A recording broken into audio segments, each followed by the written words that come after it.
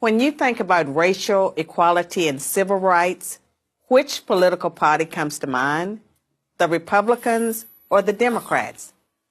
Most people would probably say the Democrats, but this answer is incorrect. Since its founding in 1829, the Democratic Party has fought against every major civil rights initiative and has a long history of discrimination. The Democratic Party defended slavery, started the Civil War, opposed Reconstruction, founded the Ku Klux Klan, imposed segregation, perpetrated lynchings, and fought against the Civil Rights Acts of the 1950s and 1960s. In contrast, the Republican Party was founded in 1854 as an anti-slavery party. Its mission was to stop the spread of slavery into the new Western territories with the aim of abolishing it entirely. This effort, however, was dealt a major blow by the Supreme Court in the 1857 case Dred Scott versus Sandford. The court ruled that slaves aren't citizens, they're property.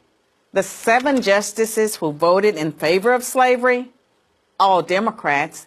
The 2 justices who dissented, both Republicans. The slavery question was, of course, ultimately resolved by a bloody civil war. The commander-in-chief during that war was the first Republican president, Abraham Lincoln, the man who freed the slaves.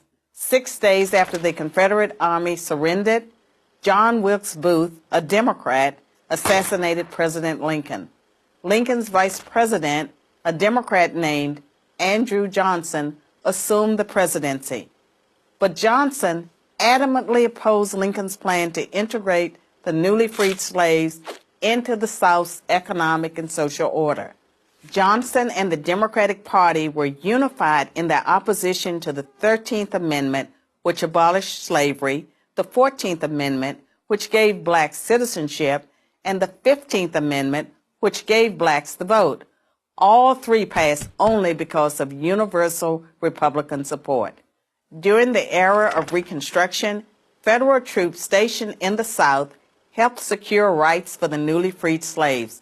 Hundreds of black men were elected to Southern state legislatures as Republicans, and 22 black Republicans served in the U.S. Congress by 1900. The Democrats did not elect a black man to Congress until 1935. But after Reconstruction ended, when the federal troops went home, Democrats roared back into power in the South. They quickly reestablished white supremacy across the region with measures like black codes, laws that restricted the ability of blacks to own property and run businesses, and they imposed poll taxes and literacy tests used to subvert black citizens' right to vote. And how was all of this enforced? By terror, much of it instigated by the Ku Klux Klan, founded by a Democrat, Nathan Bedford Forrest. As historian Eric Foner, himself a Democrat, notes, in effect, the Klan was a military force serving the interests of the Democratic Party. President Woodrow Wilson, a Democrat, shared many views with the Klan. He resegregated many federal agencies and even screened the first movie ever played at the White House, the racist film, The Birth of a Nation, originally entitled The Klansman.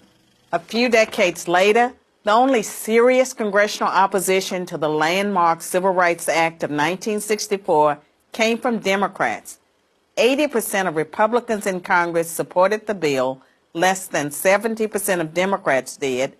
Democratic senators filibustered the bill for 75 days until Republicans mustered the few extra votes needed to break the logjam. And when all of their efforts to enslave blacks, keep them enslaved, and then keep them from voting had failed, the Democrats came up with a new strategy.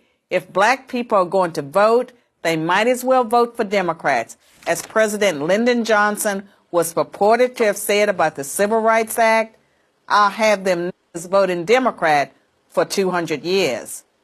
So now, the Democratic Party prospers on the votes of the very people it has spent much of its history oppressing.